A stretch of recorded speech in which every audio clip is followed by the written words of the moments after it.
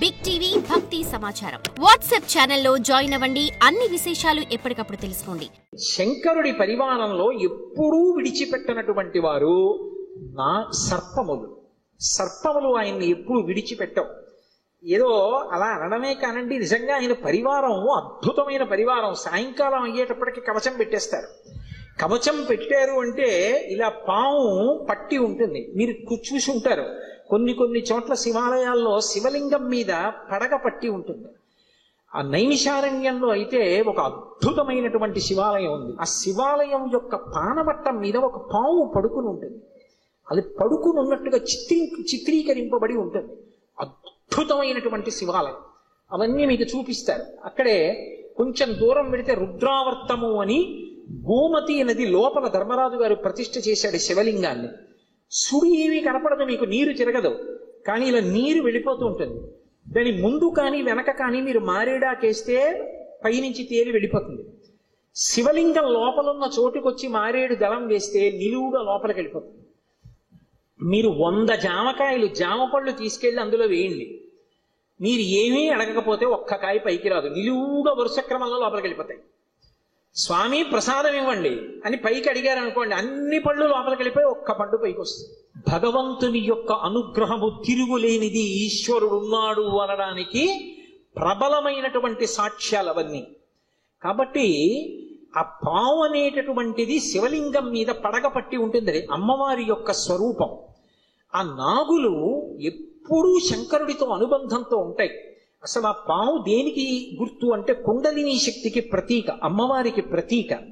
దేవరాజ సేవ్యమాన భావనంగ్రి పంకజం వ్యాళ యజ్ఞ సూత్రం ఇందు శేఖరం కృపాకరం నారదాది యోగి బృంద వందితం దిగంబరం కాశికాపురాధినాథ కాల భైరవం భజే.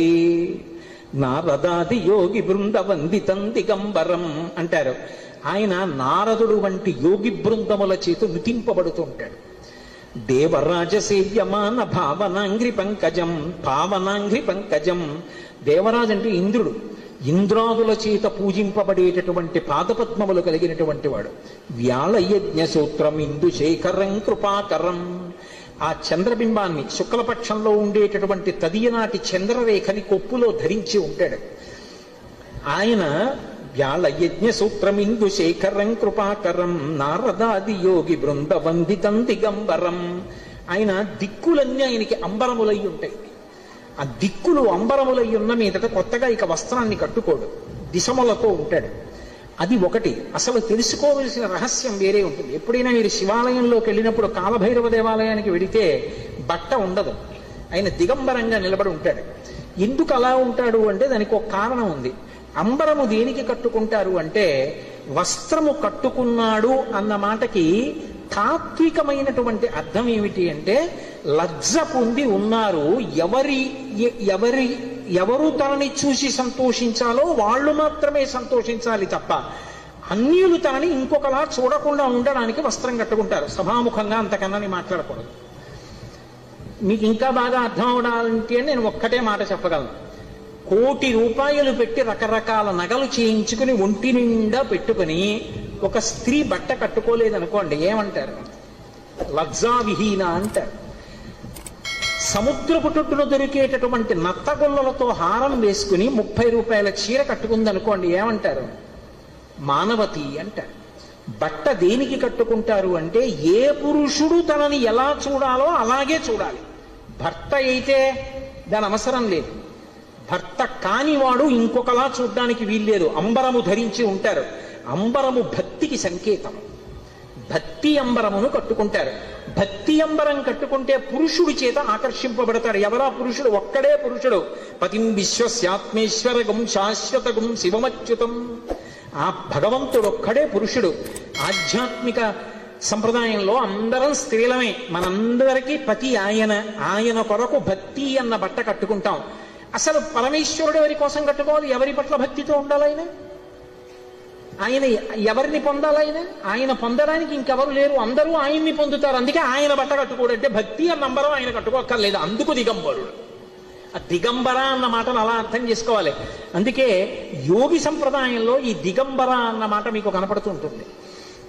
కాబట్టి నారదాది యోగి బృంద వందితం దిగంబరం కాశికాపురాదినాథ కాలభైరవం భజే. అటువంటి కాలభైరవుణ్ణి నేను భజిస్తున్నాను. భానుకోటి భాస్వరం భవాబ్ది తారకం ప్రభుం నీలకంఠమీప్సితార్థదాయకం త్రిలోచనం కాలకాలమంబుజక్షమక్షశూలమక్షరం కాశికాపురాదినాథ కాలభైరవం భజే. ఇప్పుడు నేను అష్టకం అంతా ఎక్కడ చెప్పను. భానుకోటి భాస్వరం, కోటి మంది సూర్యులు ఉదయిస్తే ఎలా ఉంటుందో ఆయన కాంతి అలా ఉంటుంది. భవాబ్ది తారకం ప్రభుం, సంసారం అనే సముద్రాన్ని దాటించేస్తాడు ఆయన పాదాలు పట్టుకుంటే. నీలకంఠమీప్సితార్థదాయకం త్రిలోచనం, నీలకంఠుడై హలాహల భక్షణం చేసినటువంటి శంకరుడై లోకములను అనుగ్రహించగలిగిన వాడై భక్తజనుల యొక్క ఈప్సితములను తీర్చగలిగిన వాడై ఉంటాడు. నీలకంఠమీప్సితార్థదాయకం త్రిలోచనం కాలకాలమంబుజక్షమక్షశూలమక్షరం, చేతిలో అక్షమాల పట్టుకుని జ్ఞానాన్ని ఇవ్వగలిగిన వాడై ఉంటాడు. అందుకే అక్షమాల అంటే ధ్యాన స్థితిని కటాక్షిస్తాడు. పుస్తకాలు చదవడం గొప్ప కాదు, ధ్యానం చేయగలిగి ఉండాలి. ఆ మనస్సు చెప్పినప్పుడు మాట వినాలి. పిలవగానే మనస్సు వెనక్కొచ్చి ఎవరిని చూడమంటున్నానో వాళ్ళని చూడాలి. రా చూడు పార్వతీ పరమేశ్వరుల పాదద్వంద్వాన్ని అనేటప్పటికీ అది గబగబా వచ్చి కూర్చుని చూడడం అలవాటు అవ్వాలి. మనసు ఎలా వినాలి అంటే కుక్క మాట విన్నట్టుగా వినడం, ఎద్దు మాట విన్నట్టుగా వినడం మనసుకి రావాలి.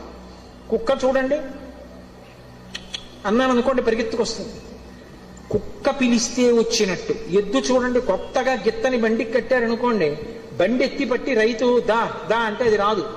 బలవంతంగా తీసుకొచ్చి కాడి మెడ మీద పెట్టారనుకోండి తోసేస్తుంది, అటుపోతుంది ఇటుపోతుంది.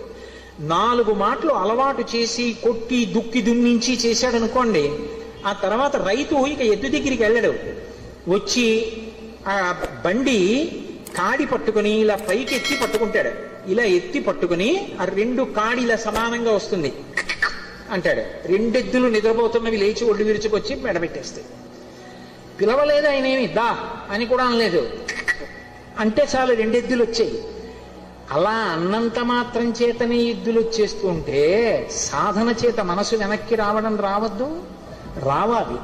అలా వచ్చేటట్టు చెయ్యగలిగిన వాడు, సాధనా బలాన్ని అనుగ్రహించగలిగిన వాడు కాలభైరవుడు. కాలస్వరూపంతో ఉంటాడు. అందుకే కాలకాలమంబుజక్షమక్షశూలమక్షరం కాశికాపురాధినాథ కాలభైరవం భజేత్.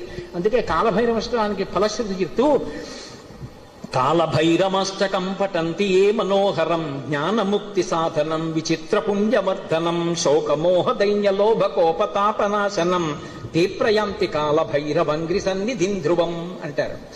ఎవరు కాలభైరవాష్టకాన్ని చదువుకుని ప్రతిరోజు కాలభైరవుడికి నమస్కరిస్తాడో వాడికి భక్తి, చిత్తశుద్ధి, వైరాగ్యము, జ్ఞానము, చిట్ట చివర మోక్షము ఆయన అనుగ్రహిస్తాడు.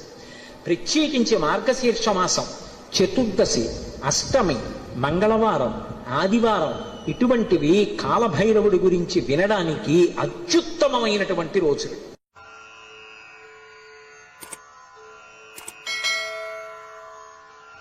కాలభైరవష్టానికి ఫలశ్రుతి చెప్తూ కాలభైరమష్టకం పఠంతి ఏ మనోహరం జ్ఞానముక్తి సాధనం విచిత్రపుణ్యవర్ధనం శోకమోహ దైన్యలోభకోపతాపనాశనం తే ప్రయాంతి కాలభైరవంగ్రి సన్నిధిం ధ్రువం అంటారు.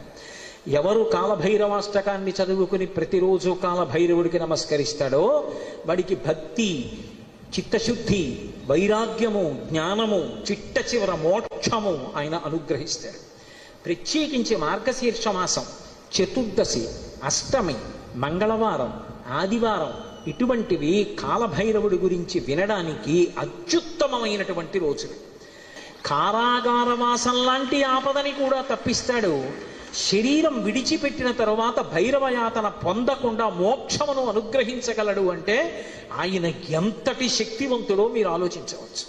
కాశికా పట్టణానికి అంతటికీ కూడా అధిపతి అయి ఉంటాడు. For more videos like this, subscribe Big TV channel.